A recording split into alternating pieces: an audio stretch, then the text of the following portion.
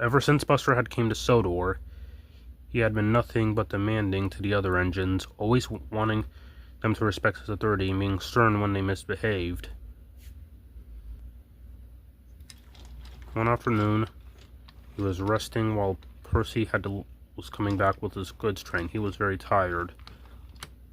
"What time do you call this, sonny?" said Buster, quick to criticize. "You're 15 minutes late." "Well, excuse me, Einstein," said Percy, "but these trucks were doing nothing but playing tricks.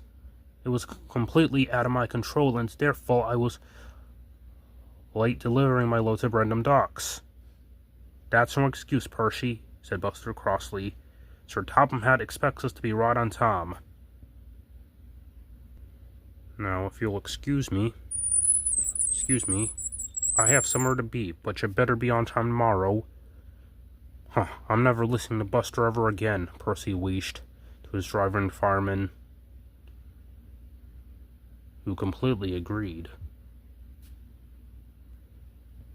And Percy carried on his way. The next morning, Thomas, Percy, and Toby were getting prepared for another day of work. Percy, however, was still cross about yesterday.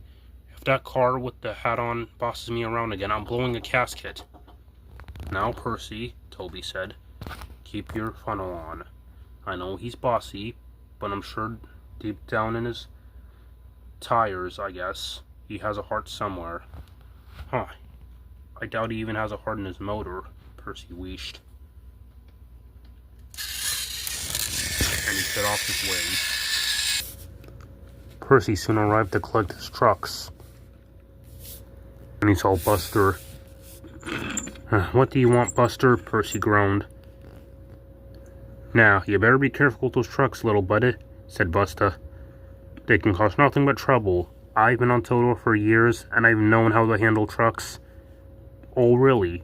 says the engine, who says there's nothing to terminate. What was that you said again? About what? You know how you crash into a plunge and said water is nothing to an engine with a termination? To that green engine with the number 3? Who was he again? "It's Henry, and I don't have time for your shenanigans and bossiness," wheezed Percy. "Now, Shunna, you better respect my authority." But Percy pretended not to hear, and he took his truck before Buster could say anything else. "He's gonna get himself in trouble," said Buster. Though Buster thought to himself, maybe he's right. I've been kind of strict and harsh to other engines lately. When I see him again, I might as well apologize to him and Chamish. And Buster drove away with a lot of thought on his mind. Soon, Percy was on his way with his trucks.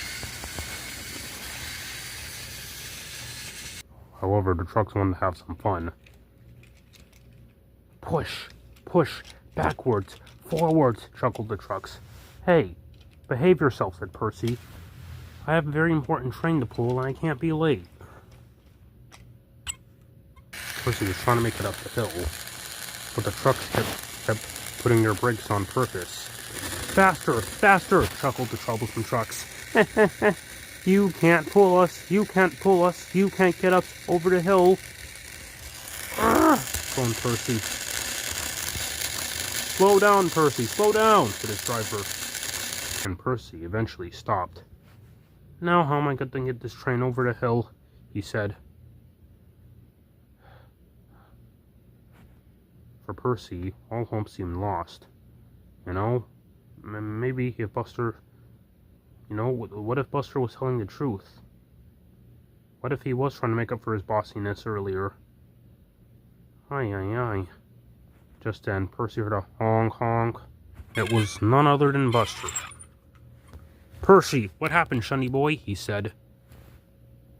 "Oh, I was trying to get these troublesome trucks up the hill, but I think I need help. I think I owe you a bit of apology for how I acted towards you earlier."